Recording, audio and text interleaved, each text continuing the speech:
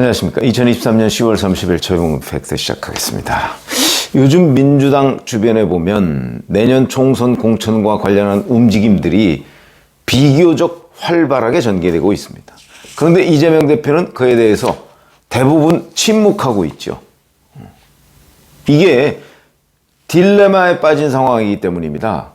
그래서 그 부분을 한번 말씀을 드리겠습니다. 최근 민주당 주변에서 총선과 관련한 괴문서가 벌써 돌기 시작했다고 합니다. 물론 제명인의 마을이라는 이재명 대표가 이장이라는 그 인터넷 공간에서는 이미 그 주요 지역구에 그러니까 친명 후보가 누구고 비명 후보가 비명 현역이 누구고 그런데 상황이 어떻다는 게 대개 한두 줄로 이렇게 요약돼서 쭉 명단이 지금 올라오고 있는 상황이고 아마 그런 것들과 연관돼서 또는 그런 것들을 요약해서 지금 그 무슨 괴문서 비슷한 게 돌고 있는 모양인데 22개 지역구에 친명과 비명 후보 각각 한 명씩 이런 식으로 나온 명단이 SNS 등에 지금 돌고 있다고 하거든요. 그 얘기는 결국은 이제 비명 후보를 떨어뜨리자 이런 메시지가 되는 겁니다. 그런 거 보면 여기에 이제 그 이번에 그 지난 27일이죠. 10월 27일 그때 지명직 최고위원회 그 임명된 박정현 전 대덕구청장 이 사람의 명단도 있습니다. 근데 박정현 전 대덕구청장은 친이낙연계인 박영순 의원 지역구 대전 대덕이죠. 여기에 지금 공천을 희망하고 있습니다. 그러면 자 친이낙연계 현역 의원이 버티고 있는 그 지역에 자 친명계 원외 인사를 중앙당의 최고위원으로 임명을 했다. 그렇게 얘기를 하면 그거는 뭐 공천을 주겠다는 메시지하고 거의 같은 것 아니냐. 이래서 이제 비명계가 반발을 하고 있는 거죠. 그러니까 기자들이 그렇게 질문을 했을 거 아니겠습니까? 이재명 대표한테 아니 의결권이 있는 최고위원직에 이거 비명계에 줘야 되는 것 아니냐. 어떻게 생각하세요? 그러니까 그분이 친명입니까?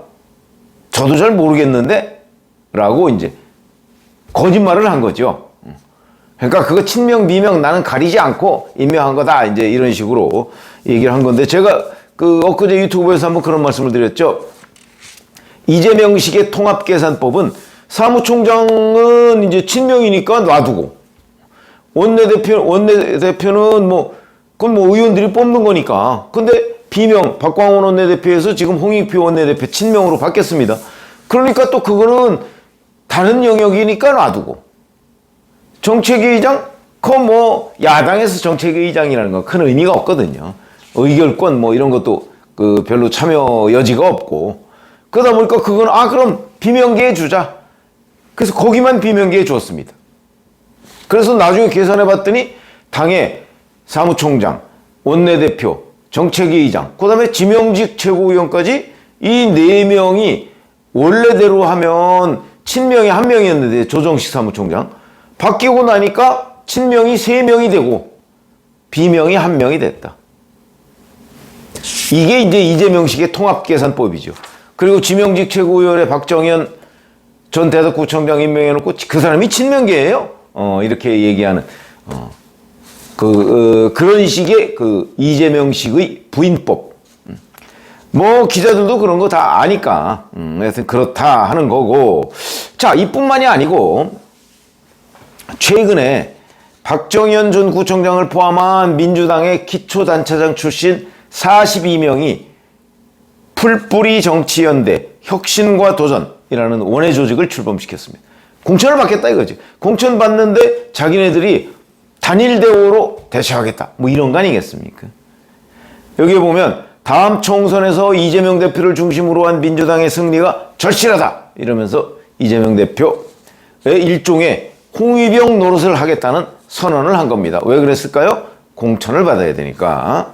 여기 보면 뭐 예를 들어서 황명선 전 논산시장은 대표적 비명계 친문이죠. 김종민 의원한테 도전을 하고 있고 김우영 전 은평구청장도 뭐 비명계 강병원 의원 그 다음에 현근택 변호사는 뭐 친이낙연계의 대표격이죠. 윤영찬 의원의 성남중원 박균택 변호사 현재 이재명 대표의 그 변호사를 하고 있는 이 사람은 비교적 개파색이 옅은 이용빈 의원, 광주 광산갑 출마를 뭐 사실상 선언하고 있고 너도나도 친명을 외치면서 출마를 예고하고 있습니다.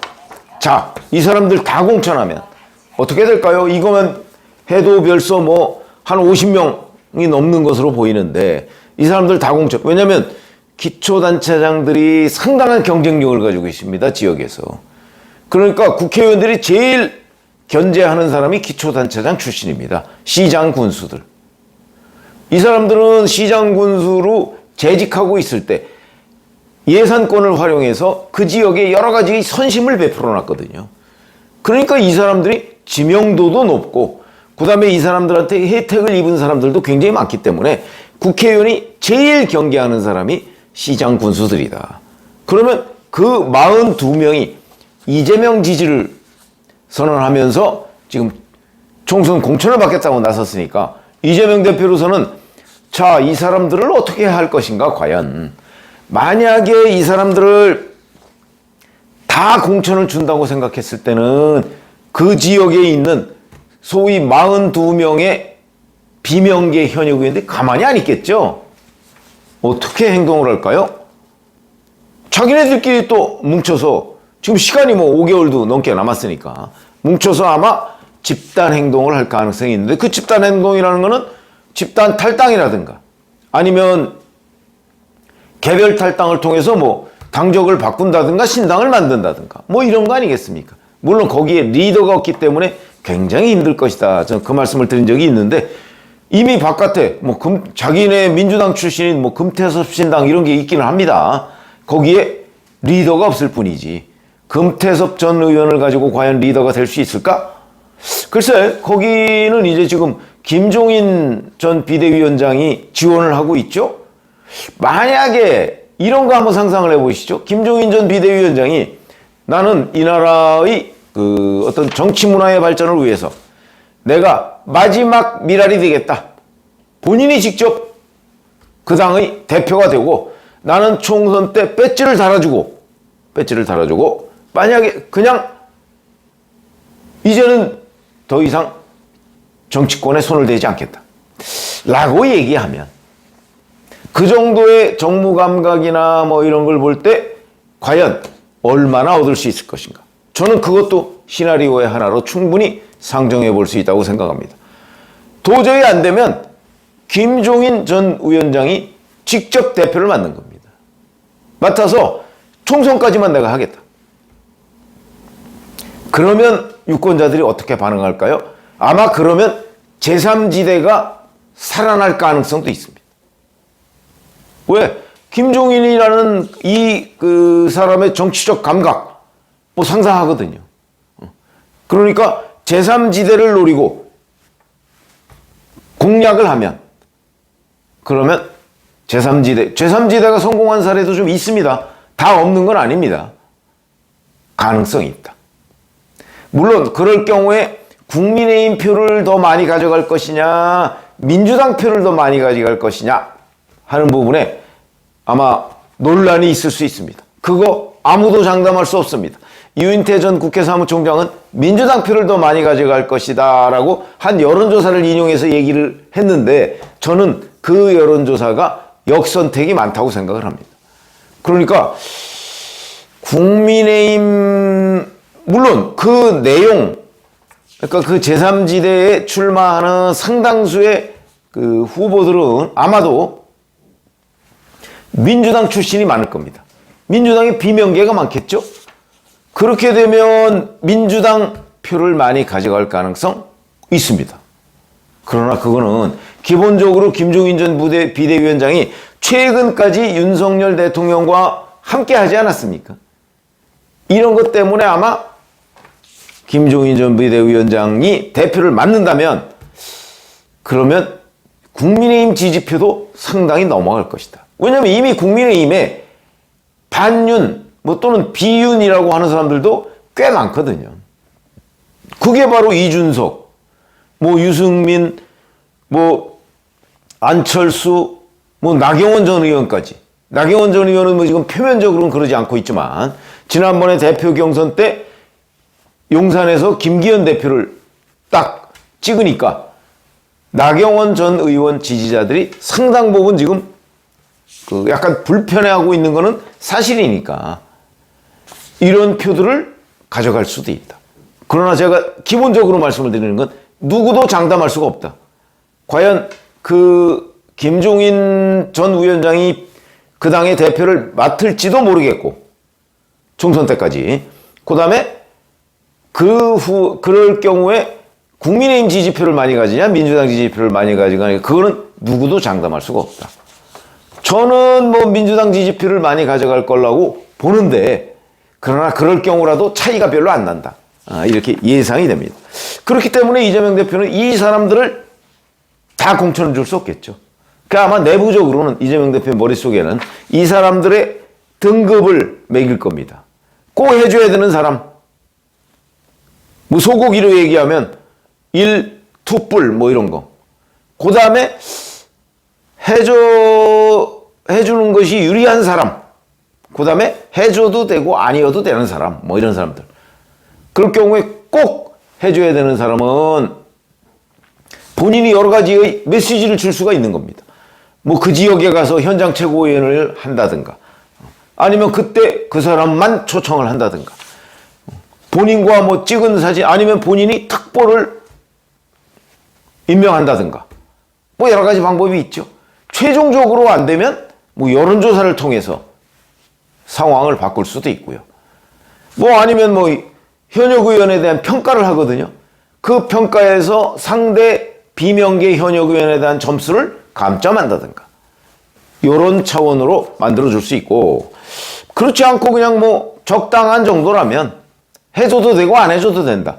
그러면 아마 그런 사람들은 굳이 그 뭐 점수 조작이나 뭐 이런 걸 통하지 않고 그냥 정상적인 절차를 통해서 시스템 배제 그 말씀도 제가 드렸죠. 그런 과정을 통해서 충분히 가능할 것이다. 그렇지 않은 사람들은 그냥 놔두면 되는 거죠. 이 숫자를 조정을 해야 됩니다. 이 숫자가 너무 많아지면 비명계가 집단 행동을 하니까 아마 그래서 시기와 방식 시기는 총선 공천이 임박할 때까지 저는 그대로 놔둘 것으로 보고 왜냐면 너무 일찍 해서 비명계에 시간을 주면 안 되지 않습니까?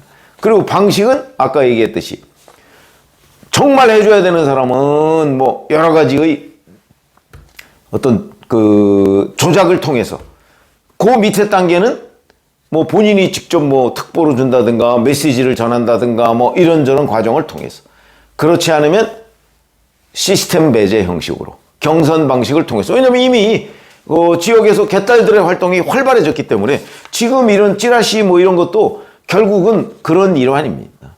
그렇게 해서 그래서 결과적으로 내년 총선이 끝나고 보니까 친명계가 뭐 한 3, 40명 정도 수준에서 8, 90명 수준으로 거의 2배 이상 그래서 당에서는 완벽하게 친명계가 장악하는 아마 그런 형태를 이재명 대표가 만들려고 지금 하고 있을 텐데 그러다 보니까 이제 이 비명계 제거의 시기, 방식 이런 거를 놓고 지금 굉장한 연구 작업에 돌입했다고 보는 것이 그 상식이죠. 아마 그런 것들이 하나둘씩 드러나고 이번에 박정현 전 대덕구청장 최고위원 지명 이게 그 여러 가지 시나리오 중에 하나로 보이고요. 비명계가 조정식 사무총장 교체를 지금 끊임없이 요구하고 있죠. 이거는 또 비명계는 비명계 나름대로 탈당 명분을 만들기 위한 것입니다. 이재명 대표가 조정식 사무총장 아마 안 바꿀 거려. 그거를 비명계도 간파를 하고 자, 안 바꿀 테니까 계속 바꾸라 공격을 하면 자기네들의 탈당 명분이 축적이 되죠. 지금 그런 게임 단계에 들어갔고 반면에 이재명 대표는 그러면 당권을 가지고 있으니까 나는 내 마음대로 한다? 그거는 아닙니다. 딜레마가 있다는 거죠. 시기를 잘못 조절하거나 방식을 잘못 채택했을 경우 이재명 대표도 큰 난관에 처할 가능성이 있기 때문에 그걸 놓고 지금 아마 온갖 시나리오를 짜고 있을 것이다. 지금 그 단계로 보인다. 이렇게 말씀을 드리겠습니다. 고맙습니다.